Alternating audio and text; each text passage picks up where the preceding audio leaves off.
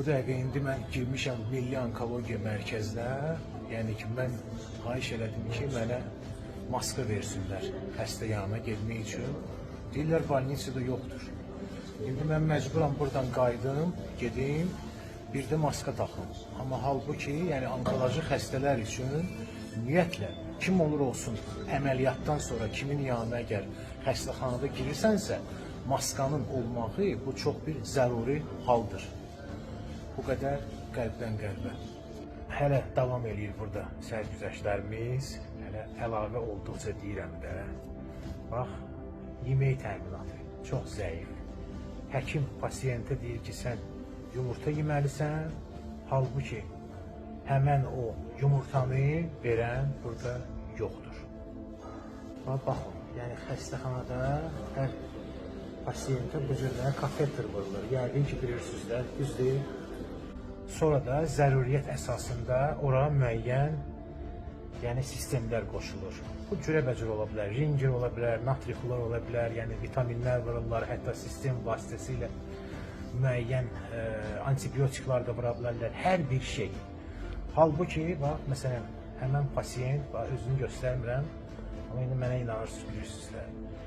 Şikayət edir ki, artıq neçincisini də ona qoşurlar, hamısı gedir yanındakı olan yataq yerinə yaş olur, oradan buraxır.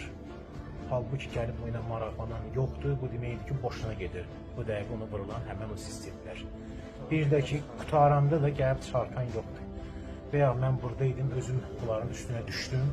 Gəlin də, gəlin, görürsünüz ki, bu adam qutarıb sistem 1 saatdır, amma hələ də oradadır. Təmizlik məsələsinə gəlir. Bax, pasiyent şikayət edir, bu dəqiqə burada ki, 3 gündür balışsız yatır. Nəyə görə? Çünki birinci gün ona verdiyi balış üzünün üstündə əməlli başlı qan ləkələri var idi. Qan ləkəsi olan yerdə insan iyrənər də sözsüz ki, düzdür. Xahiş edib dəfələrlə dəyişən yoxdur.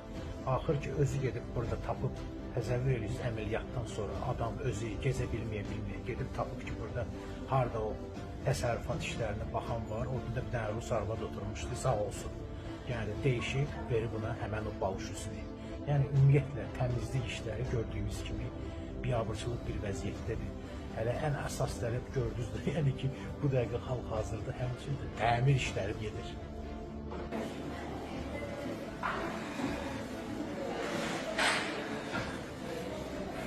Baxın, bir yandan xəstələr, bir yandan da burada fəhlələr. Təsəvvür edirsiniz, baxın, baba belə. Burada təmir işləri aparılır. Yəni onu da sizə deyim ki, burada çox sayılı xəstələr də var. Yəni bax belədir. Bu bizim reallığımız. Məncə yenə də mənə elə gəlir ki, həmən bu tibbi müəssisənin rəhbərliyi bax bu cür nöqsanlara çox ciddi diqqət etməlidir və bu məsələləri araşdırmalıdır. Özü də ki, təmir işi gedir, yəni ki, xəstələr yata-yataya gördünüz də həmən o videoda da diqqətlə baxmalı. Bir deyəndə xəstələr yatıb, o bursi yerdə fəhlələr işləyirlər. O təmirlə bağlı həmçində bir dənə də narahatçılıq var. Elə bil ki, əməliyyatdan sonra ağır olan xəstələri mütəmadi olaraq palatalarını dəyişdirirlər. Bir gün bu palatı yatışdırır, sabahsı gün obursunda palatalarda ventilyasiya sistemi çox zəifdir. Mən bayaqdan buradayım, artıq mənə tər basıb. Yəni ki, ümumiyyətlə havalanma sistemi bu xəstəxanada fərqli işləmir. Sonra mənim nə diqqət çəkdim, görürəm ki, bunlara məsələn yeməyi orada yoğurt veriblər, süd məhsulları veriblər, içəri də əməlli başlı istidir. Həmən o süd məhsulların xarab olmaq ehtimalı çox yüksəkdir. Təsəvvür edin ki, bağırsaqda onkoloji əməliyyat, yəni onkoloji xəstəlik üzrə əməliyyat keçirən adam sonra hələ yeyir o hansısa süd məhsulu olandan və nəticədə zəhərlənir. Yəni başa düşdünüz, bu deməkdir ki, birbaşa o biri dünyaya artıq biletdir.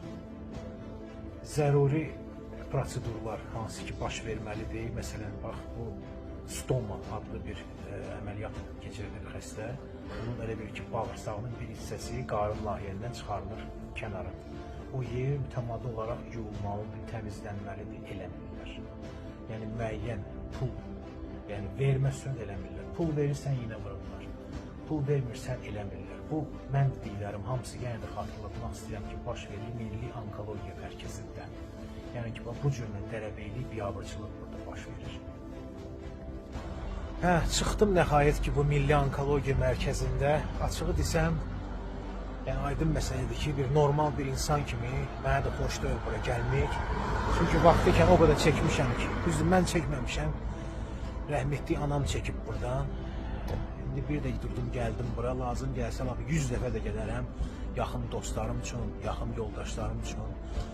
Allah hamısına şəfa versin. Öz yerində bir də ki, öz hüquqlarımızı tələb edin. Yəni mənim sözüm birbaşa həmən pasiyentlərədir, xəstələrədir. Yəni çox halda sizdən ki, nəsə pul istəyirlər. Çalışın, verməyin, çalışın, öz haqqınızı tələb eləyəsiniz. Gedin baş həkimlə danışın, şikayət eləyin. İnandırım sizi, bütün bu çox məsələlər bu aşağı tərəflərdə fırlanır da. Biraz bunların üstünə necə deyərlər, mayez gedəndən sonra o dəqiqə zadniyə atırlar. Yəni öz hüquqlarımızı tələb eləyin. Amma ki, indi bir də vurğulamaq istəyirəm bir xülasə kimi ki, sözsüz ki, bu Respublika Onkoloji Mərkəzdə çox ciddi problemlər var. İdarə etmədə, digər və s. Yəni burada olanlar, burada müalicə alanlar hamı bunu təsdiqləyərlər. Xahiş edirəm, kommentari bölməsində bu milli onkologiya ilə bağlı bütün nə ki fikirləriniz var, yazın. Kimin başına nə gəlib, yazın. Sağ olun, sağlam olun, Allah hamısına şəfa versin. Qəlbdən qəlbə bu qədər.